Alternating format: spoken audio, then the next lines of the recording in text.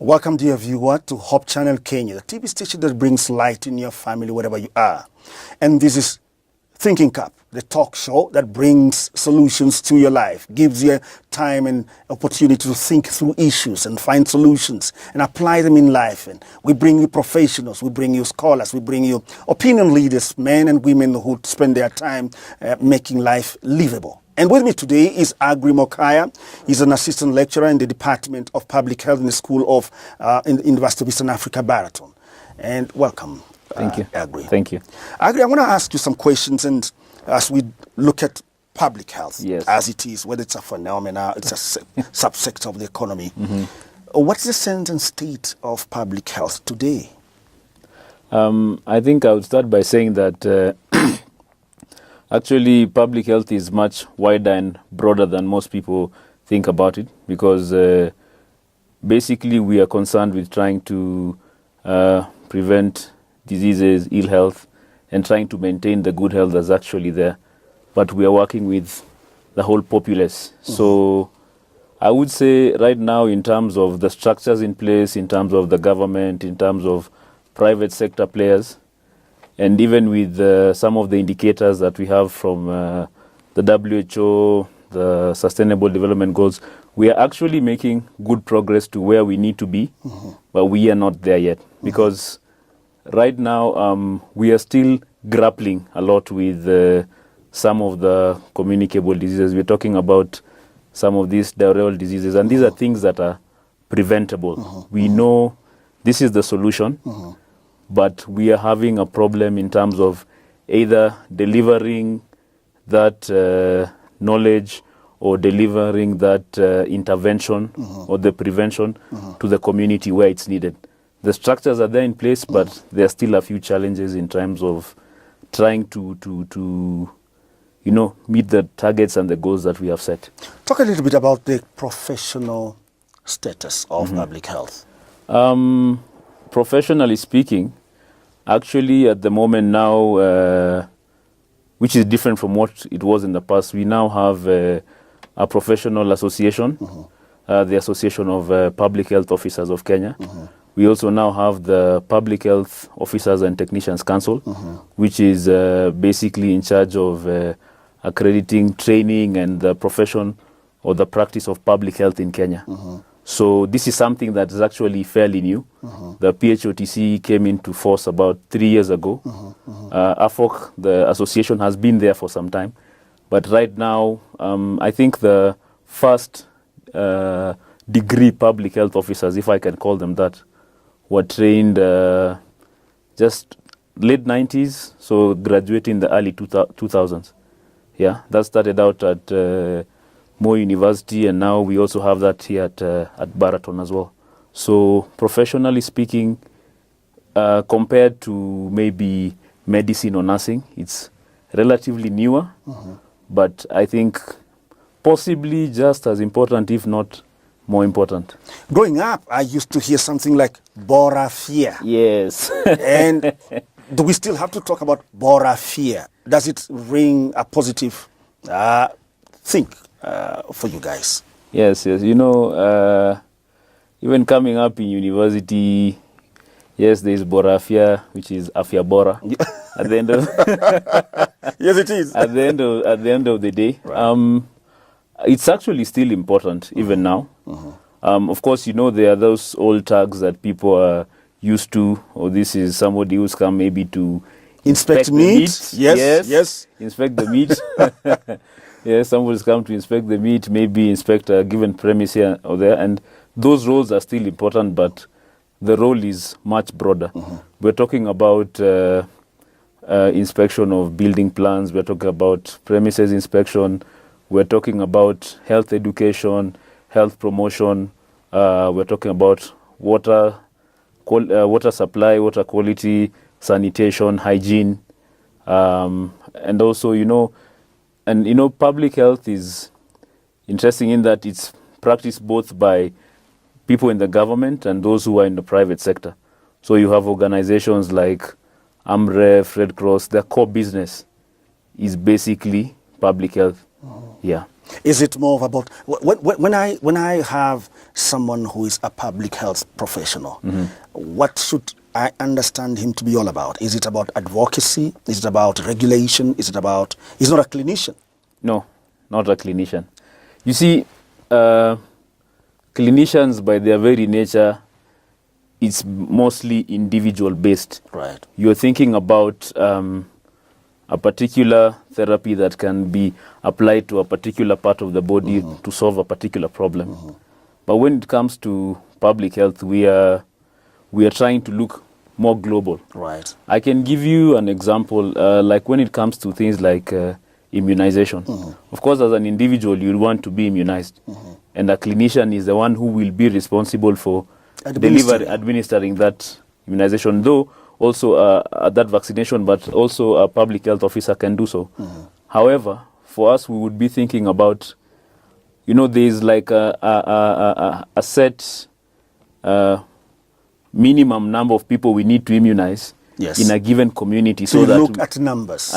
You look at the forest, not the tree. Yes, we like to call it, herd immunity, not like people, animals, but we are looking global. We are trying to actually deal with as many people as possible because we are trying to think of everyone at the same time and to prevent it before it happens. So statistics become very important. Exactly. Let me bring down to this important thing.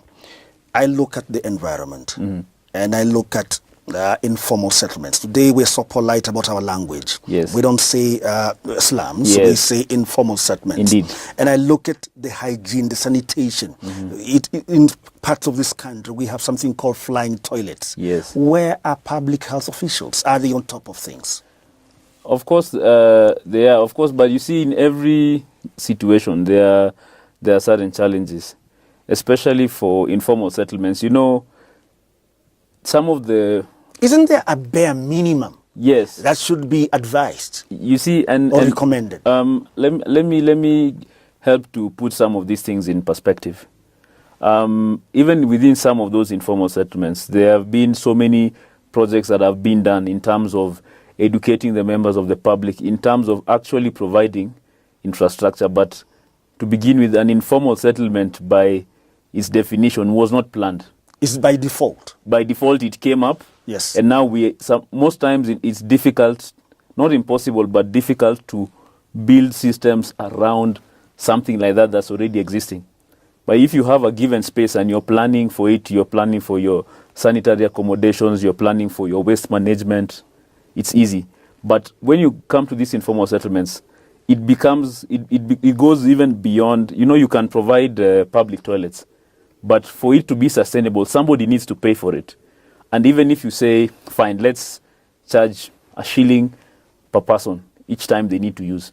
But do they have that shilling? Can they spare it for that purpose? Should they eat or pay for the toilet? So for you, what are the variables? If you're talking about population and statistics, do I get a sense that also there's a bit of management of politics? Because if you're dealing with populations, there is obviously those who are for and those who are anti whatever recommendations. Exactly. Because you see, at the end of the day, we all operate in a given political environment. It's something we cannot really escape from it, And in any government or any organization, there are always competing interests, okay? It may not be that people do not want the better health for others, but there are also other pressing needs. You need to be able to strike that balance. And a lot of the times, especially in some of those informal settlements, we are not able to meet that balance. So you have those cases, poor, and you see, even trying to get water supply in there, where will the pipe go through? Even some of the places where people have to pass, are not. Yeah, it is just inaccessible. It's inaccessible, and you see, to try and even tear down some of those informal settlements, it becomes a big problem. You have all sorts of rights groups and advocacy groups. So you are trying to improve people's health, but you cannot take down their settlements to do it. So there are challenges there, and there are always programs that people are putting in place to try and work around some of those things. Sometimes not successfully, sometimes they're able to succeed, but sometimes we are not able to do so. Do you need some partnership at the policy level to implement regulatory frameworks or protocols so that you can achieve the standard practice of management of the environment?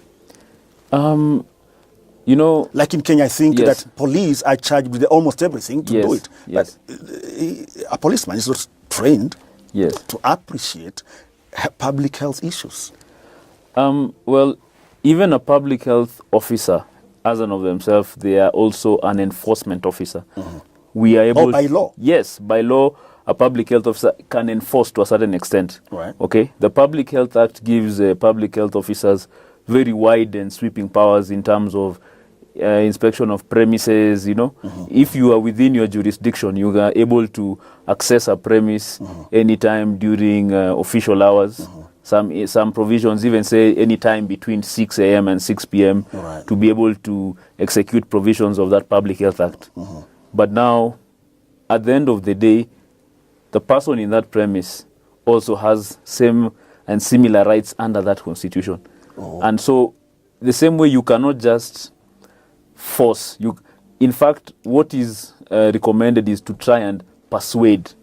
Because you see, what we are trying also to get at the end of the day, the overall goal is to get people to change their behavior, to change how they're doing things. If you force someone, it means when you leave, they'll revert.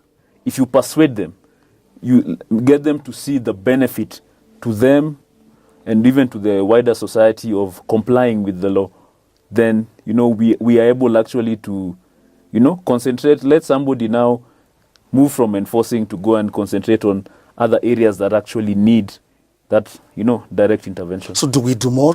Do you guys need to do more civic education about it? Or do you need to do advocacy? I don't know. What will be the right way to go? Because the enforcement bit, from what I'm hearing from you, can be counterproductive. Yes, I mean, of course, at all levels. In fact, one of the major determinants of disease is normally things that are social. Education, we talk about poverty. The more people are knowledgeable, then the less likely they are to engage in practices that are ultimately harmful to them. So yes, there's a need for more education, more advocacy, yes. But we also need to be able to strike a balance. And what we're actually trying to push for is more community ownership of decisions about health. If you can get resident associations to be knowledgeable about waste management, then, they will not allow premises that are near them, people who are running some businesses, restaurants, to dump waste there. They know their rights.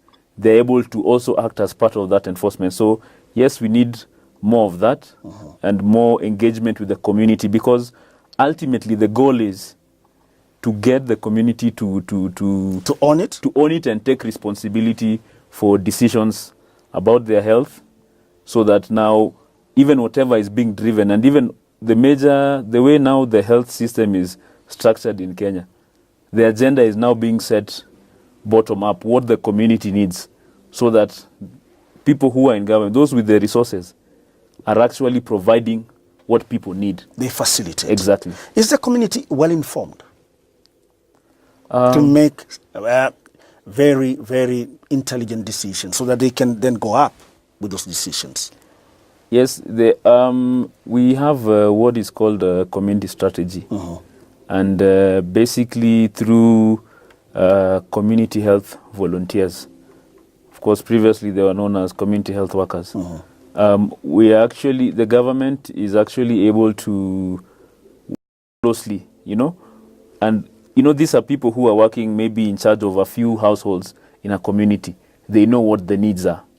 Those ones now are taken maybe to a dispensary or health center, which reports to a sub-county, which reports to county, to the national government. So you ultimately get to see what are the major needs, so that when they're allocating resources, yes, they may allocate 10, 15 billion to an entire sector, but they know of these 15 billion, there might be 100,000, 30,000, 40,000 coming to do a specific activity in this village. So, that is actually there in place. In Kenya, is there a correlation between public health and development? Is there any correlation? Yes, there is, because, and this is something that's actually recognized not only in Kenya but worldwide. If you have a healthy populace, a healthy workforce, then definitely you can expect that your productivity is higher. And the inverse is also true. When your populace is sick, they are not healthy, then they are less productive. But not only less productive, you have to expend resources in their care. So actually, the what has been a challenge in the past is that there has been a lot more resources that have been geared towards curative as opposed to preventive services. And because of that, then we are right now almost, I cannot say reaping, but we are almost reaping the results of that. Because now you have so many instances of non-communicable diseases coming up. Okay, non-communicable diseases, we are talking from diabetes to cancer. We are talking about alcohol use disorders, substance use disorders, mental conditions, depression, those kind of things that can easily be prevented. Some of them require behavioral interventions. Yes. But one thing which needs, you see, for example, if you think about the state of health, it's on a peak, on a mountain somewhere, you are trying to get there. If it's an individual working on their own, trying to push a rock up a hill, it's really difficult. Yes, difficult. But if the government, because it has these resources, can come into place and make an enabling environment, it basically tries to level. So somebody either is pushing the rock on a slight gradient, or level, or even pushing it down. Right. It's easier for individuals to make decisions to change their health en masse if there is something enabling in the environment. Just a political one. The NAC government had health and I think medical care. Or public health and sanitation and medical services. Yes. Those were two. And to an extent, you felt like because they were highlighted, every ministry was really working hard. Then the next day you had just health as a ministry, Yes. and we know that these two are still there. Is there a sense in which the government sometimes, and I think this I speak across the board, or African governments, they don't invest enough? If they do, it's only curative, the clinical practice, and give you guys a lesser budget and a lesser role. Is that something you feel? Not to be highly critical, of course, we still appreciate. And actually, during that, the government that split public health and sanitation and Ministry of Medical Services, what that did was to sort of push up the resources that were being received in some of the lower levels. We are talking about health centers, dispensaries. They actually helped to bring those up, to staff them, and so on. Even now that they are back, those systems that were put in place then Still remain in place? They're still there. They're still there. Would you have recommended that we continue with that approach, or we have the two separate, public health and sanitation and medical services? Actually, I think it's beneficial for them to be together, because you see, it is not a competition. We all have Even this. though we almost felt like there was competition at the time. Yes, you see, political things tend to make things into a competition. Right. But you go to a public health officer, what is their aim? They want people to be healthy. They want to prevent disease. Okay? These people want to cure disease, but the ultimate goal is people that are healthy. So if people work together, and actually public health is a discipline that encompasses so many fields. For example, during the training of public health, some of the things that you study, they're as varied as, technical drawing, land surveying, waste management. Because that's what you're going to interact with. Exactly. Biochemistry, Yes. minology, microbiology. Epidemiology and We're stuff. talking about, urban planning, epidemiology, statistics, research. So it's not that now you are a guru in all these things, No. But you understand enough about them because even the problems you meet in life, they are from all these sectors. You need to be able to interact and converse with people from different fields and try and build that consensus. Okay, so that's what it's about. I'm just looking at some researches out there. I've noticed that some economists and really good economists in tiger economies manage to do their development faster using public health intervention. They had a whole population born, grow up, and they delivered on the job market a very healthy population. And within a people's lifetime, they changed the development status of a nation. Could we do that in Africa today? In Kenya in particular? Can it work? In fact, some of the economies you mentioned, for the little economics I know, yes, at some point we were not only at par but ahead of them. But within us ourselves, even as Kenyans, there is one problem that we have. In fact, if it's in terms of systems, in terms of organization, in terms of regulatory frameworks and laws and a constitution, we have all these things that are working in our favor. But the greatest enemy of we as Kenyans is ourselves. Because we have a good system in place, but if one person compromises, you are supposed to go and probably say inspect a market or ensure that all the food handlers in a given premise have a medical certificate. Yes. And if they don't take the corrective action. But now the problem, instead of somebody taking corrective action, they decide to take a few shillings and pocket that. Right. What happens is you go into that restaurant, eat something that has some fecal coliforms in there, you get a diarrheal disease. Which is preventable. It's preventable completely if somebody enforces. So you go home, you're not able to work. So, and the spiral effect exactly, there's a knock-on effect. And you see, the one thing which we don't count, and which is now a problem, is those man hours that we have lost. Yes. It's something, sometimes it might seem very abstract, but we have lost something. Right. There is some opportunity cost in not having people who are healthy to be able to take advantage of certain opportunities. So what I would say is a big challenge, even in the health sector, and we've lost some funding even from, I think, the US government a few years back. I think a few years back, maybe 2012, 2013, there was some reports in the media that 13 billion could not be accounted for. Right. That is not pocket change. It's not. No, it's not. Exactly. It's not. Exactly. It's not the kind of money you meet anywhere. Exactly. So because of those kind of things, when donors lose trust, then it's difficult to get them to commit funds. Recently, we had some issues with the Kenya Medical Research Institute. Yes. Again, because of financial impropriety. Again, those that also led to some problems. There is an erosion of trust within that organization. And I can tell you for a fact, because prior to coming to Baraton, I worked there for some time. There's a lot of good work being done there. There are a lot of good scientists there. There is so much, that we can do to even create solutions for ourselves in terms of not only ourselves, but even the wider world. But when you have people in positions of responsibility who are not faithful with the resources allocated to them, then that has a whole knock-on effect. So it means now that people like CDC pull out money from Cambridge, right, it means some people cannot run the experiments. Some people are out of work. So we have lost something. You're right. Okay? So now if we need to develop a drug, we would need to look for somebody outside, maybe in the States, Germany, somewhere, to collaborate with them. And there's nothing wrong in collaborating, but if it's a positive collaboration, that's okay. But when you're coming to intervene... But if all the data, everything is outside, you have to pay somebody to analyze your data for you.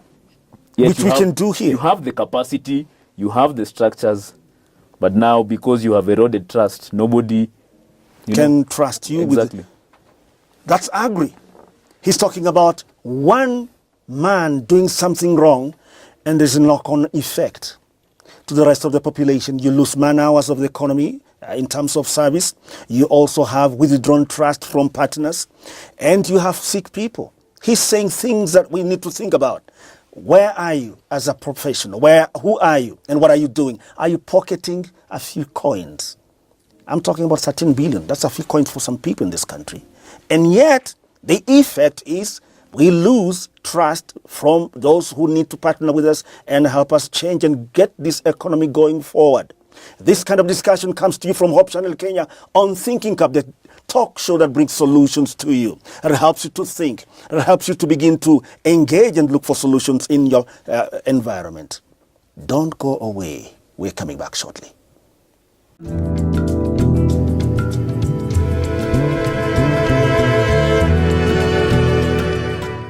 Welcome back, dear viewer. We are checking the state and sense of public health in Kenya. And with me in the studio is Agri Mokaya. He is an assistant lecturer in the University of Eastern Africa, Baraton.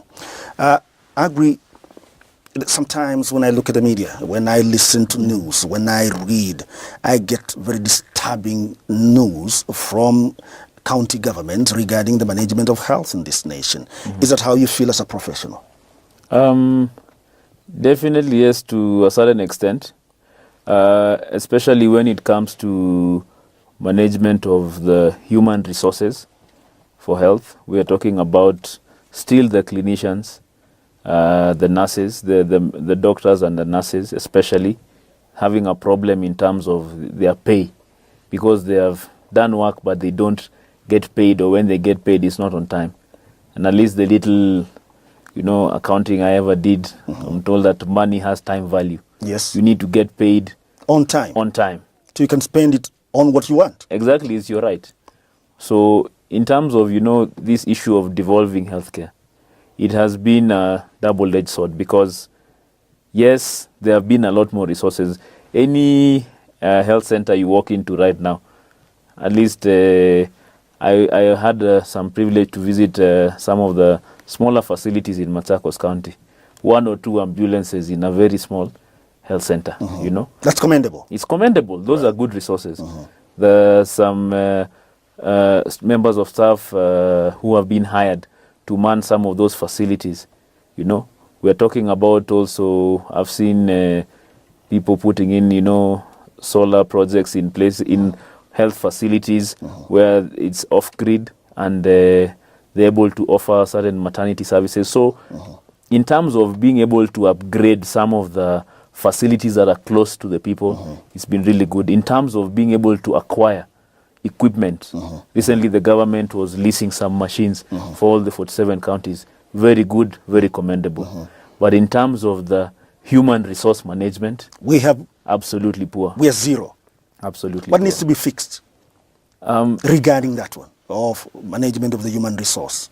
I think for me, some of those things need to be retained at the national level, because it's the national government that knows the actual cost, because a lot of the medical doctors that are trained on the government-sponsored program, it's the government that knows the actual cost, what they actually spent to develop this human resource. And I will hazard to say that, Kenyan doctors are some of the best trained, I think, in the region, probably in Africa. Is that so? Indeed. At least I think so. I think so. I'm listening. And the viewer needs to know that. I think so. Right? Yeah. And the problem is now that because somebody you have done work, you're not getting paid for the work you've done. I mean, it's obvious you will want to leave, or you will even leave. And you see reports in the papers, 20 doctors quit from a county at once. First of all, the doctor-patient ratio is so bad. It's bad. And then again, you lose. You lose. And they're going into the private sector, yes, where they're making a lot more money. Okay? And the problem is, and what people don't realize, because the average Kenyan, I would rather to say, I would call ourselves middle class. Yes. Whether low or high, we're in the middle class. There. Somewhere there. You're right. probably we have some health cover. So you hear, doctors quit. It really doesn't make sense to you, so they quit, so what? But there are people in the community.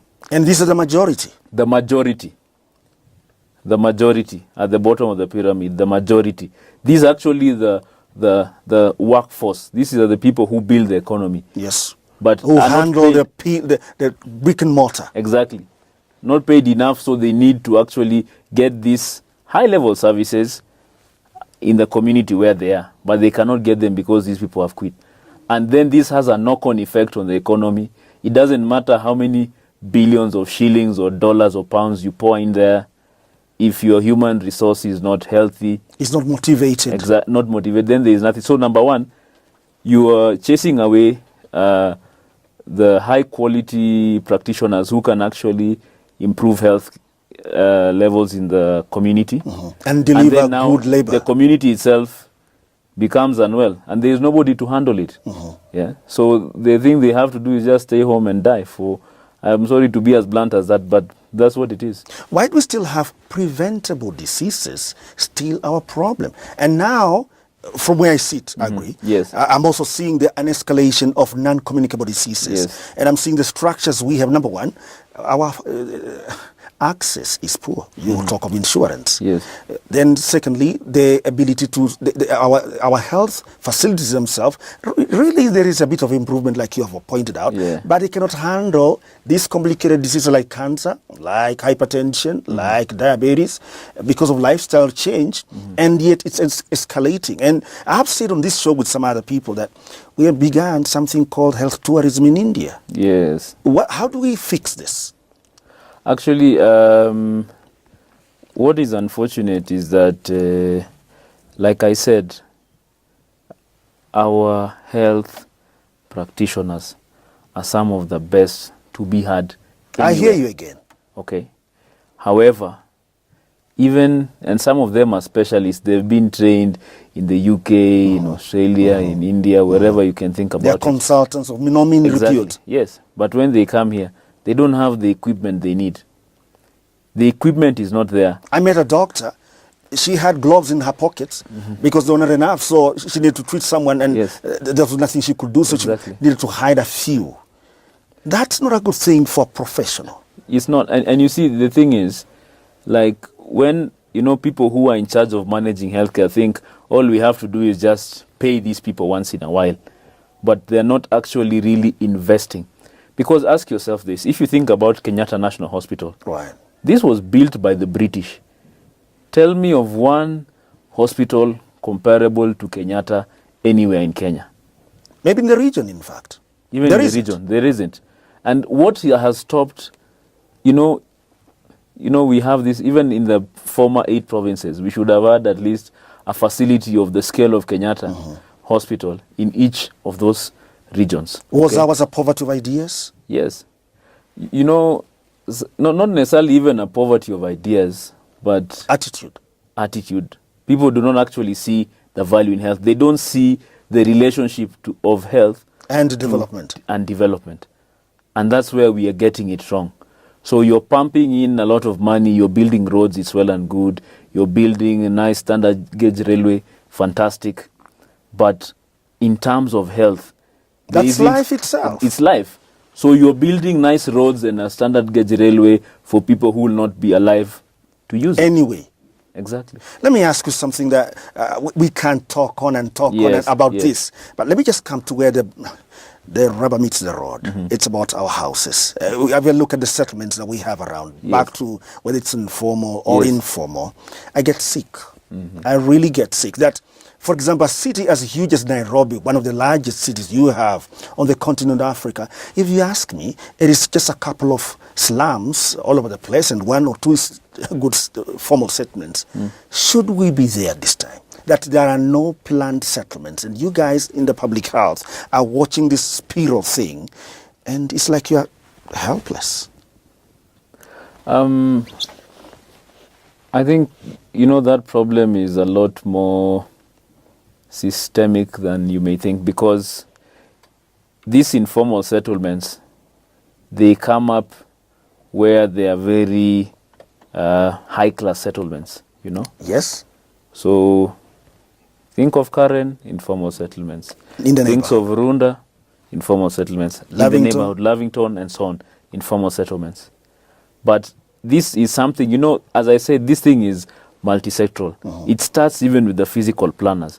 We know if we are planning for a high-class area, we need to make a plan for informal settlements. Yes. We need to tell people, yes, even if you're coming to settle, or even get developers to put in place good Affordable, quality, yes. affordable settlements. Yes, that, for you this kind of the Exactly. population. But normally, and you see, we have to be open about some of these things that we know, even in some of the informal settlements, that there are certain cartels that control that, and some of those informal settlements are actually, you know, you can have 20, 30 small rooms, and they are bringing you a lot more money than if you had put up a nice 3-bedroom house on that same plot. So because of some of those vested interests. So there's those economic benefits biased. Exactly.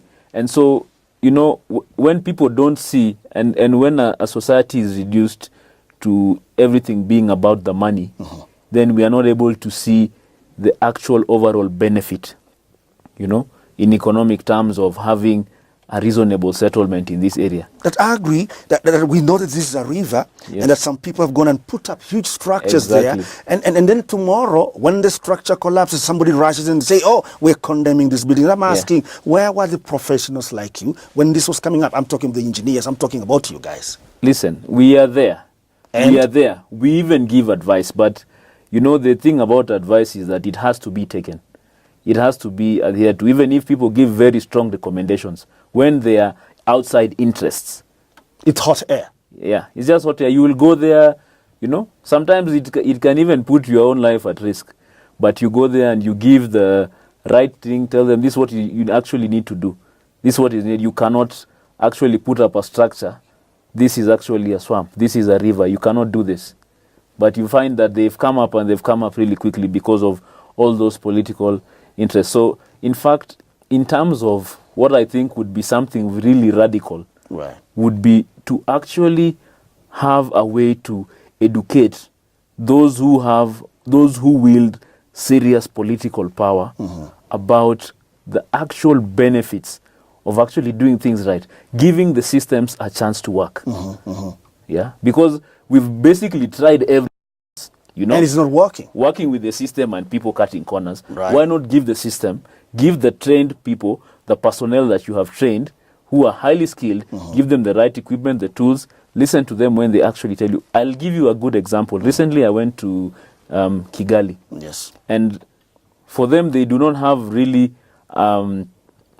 a public health officers the way you would think about it here in Kenya. They have sanitation and hygiene officers, but issues like water and sanitation, they have private companies doing that. The technocrats are the ones who are running the technical areas. It's a company, it's registered with a CEO and everything. But when they need resources for large infrastructure projects, it's the government that provides the resources. Okay. And so it means their procurement processes are pretty efficient. If they need some really big equipment, they can get it in 3 months. Here, if you want to procure something, you write a letter. Somebody writes a letter asking why. Another letter. For some while. 2 years down the line, you get what you need. Yes. By that time, it is obsolete. You need something else better.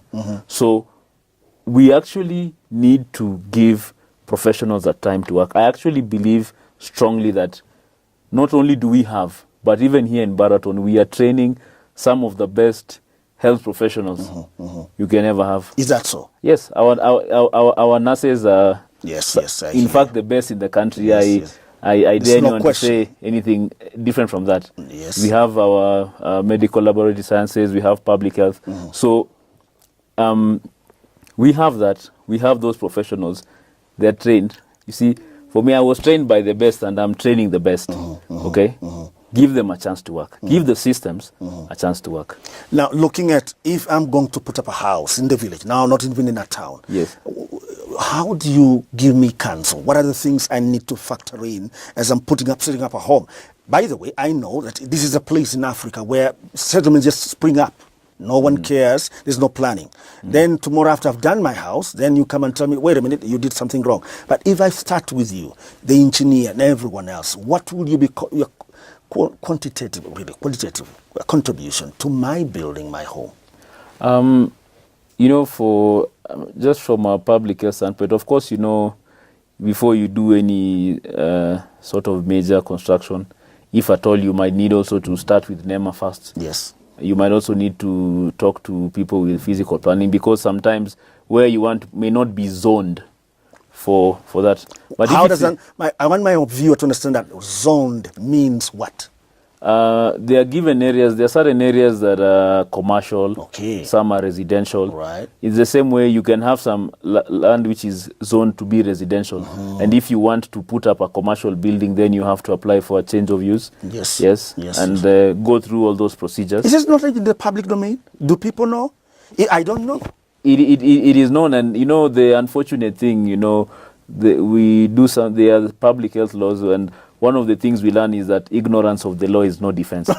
That's what the lawyers do. Exactly. So actually, even for the viewers, everybody has a responsibility to make sure that they are knowledgeable on these things. Right. Okay. So sometimes, you'll go and say, I didn't know. But you pay the price. Exactly. So once, for just from the public health standpoint, we would like to look at the site plan, how you have sited the house in terms of where have you planned to, where will you be managing your waste, those issues. In terms of, the solid, liquid waste, those kind of things. The house itself, we're trying to look at the adequacy of those sanitary accommodations. We're trying to look at ventilation, even lighting, natural lighting, those kind of things. Just from the plan, we can be able to look at that and be able to assess that, look at the kind of foundation. So we have enough of that technical knowledge to be able to assess in that way. Agree. You have perhaps seen this, that in some jurisdictions and societies, you have a house and they say this house can only live in 4 people. If you're going to rent, they ask you how many people do you have for your family. You say, I have 10. They say, this is not your house. Look for another house. Will we ever get to that? And is it a good thing? Because yes. it talks about the space, the ventilation, the air, the usages, and everything else, the utility of the house. You see, like some of the things we struggle with, especially like in some of those informal settlements, indoor air pollution, you get some of these chest complications and whatnot because of not having enough air circulating, or if you have smoke in there and it has no outlet, a way of getting out, So when we can, and I actually hope that we will get to that level. In my lifetime? In your lifetime? Think so? Zero chance. No, not at all. Zero chance. Not at all. Agree, 0 chance. Not at all. Convince me. Let me convince you. Health, public health, it starts with me, it starts with you. I'm listening. It's not just a thing of, we can sit here and be overly critical of government, all those players, but it starts with You're not us. accusing me of being overly critical. No, not at all. Not at all. But I'm being real. It's the reality. Yes. But what we are saying is, it begins with each and every individual. If we come together as groups, if, for example, you decide that in my house that I'm building, this is how I'm going to go about it. I'm going to involve the public health people, I will involve NEMA, I will involve the construction authority and so on, just to make sure everything is done the right way. If we have enough people following the rules and doing things the right way, you can hit that critical mass, and then everybody will start to do it. But people say, well, the majority are doing cutting corners. I will also cut corners. And then the same people who cut corners, when the buildings come collapsing, they say, oh, where are the public health people? Where are these people? And people are the same people who are running away from them. They don't want to be seen. So it starts with us. We have to be, as individuals, willing to engage with the public health authorities, with NEMA and so on, and also have them engage with us. Okay? So that it becomes a thing, because it is something we are doing collectively for each one of us, for posterity. One thing that has just gripped my attention and I've really got worried, Yes. angry, and you help me that I can Yes. be peaceful, is when I see walking around, when I'm traveling in some of the neighboring countries, I see chicken that is being roasted, being hawked. And I'm thinking, okay, how do I even know that the guy who did this took a bath? And what I thought that was out there now has come to Kenya also. I can see eateries that also are doing the same thing. And when you're talking about animal products, you got to be very cautious because anything can happen. And you guys are not all over the place. Yes. How do we stop ourselves? This is begun as a small thing, but it's going to gain momentum. And before you know it, we will not be into hotels where you guys can inspect. Yes. We shall be eating from the roadside. And actually, you see, you know, like I said, you know, people think it's public health, it's the government. There's still a great role to be played by the community, even if it's just alerting the authorities that there is a potential danger here. We see this thing that, you know, give the authorities a chance to actually come in and do something.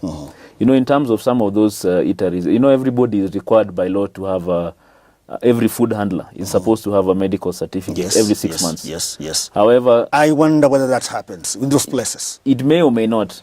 But even the 6 months, you know, it's just something to try and get people to be cognizant of their personal hygiene and food hygiene when, you know. But even beyond that, you know, individuals. You see, if you're saying you are concerned about it, but you still pay for it and you eat it. And I eat it. Then you are encouraging that market. Just like when I go and buy phones from funny vendors. And I know this guy didn't import It could have been stolen or it could have been what. And I'm encouraging it. You're encouraging it. You are creating the market for it. So, you know, the funny thing about us as citizens, we do the wrong thing and then complain when it turns on us and it bites us. As long as it's not my problem, it is your issue. So if we own it, because our health is ours, we need to own it. Right. We need to own, you know, if you don't own your own health, who is going to own it for you? Is this a question of ignorance or simply being stubborn? You know, some of those questions, if we knew the answer for them, then we would have. I agree. When the chips are down, Yes. what is the message you have to take away for my viewer regarding that you guys are on top of things in public health? The one thing I would say is that, you know, for the viewers and even each one of us as citizens is that in terms of public health, it starts with me, it starts with you. So all the things that you want to see, you have a responsibility. Number one, your first responsibility is to comply. Once you are compliant, then now you can also begin to contribute, be a part of the process. You know, lose this whole attitude of being outside and pointing, where is the public health? Public health starts with me. If I bring my community, we inform the public, then we are able to collaborate with the government, with all other actors there, and we can actually see the kind of change and the kind of development that we want to see in the sector. It begins with me. That's Agri saying. He is a health professional. And he says it's not about pointing fingers. It's about you and me, being in charge of our own hygiene, our own health, because health is wealth. This kind of discussion comes to you from Hope Channel Kenya on Thinking Cup, where we bring you this kind of professionals that can help you have solutions to life, the challenges of life, and you don't want to switch off Hope Channel Kenya because this is Thinking Cup.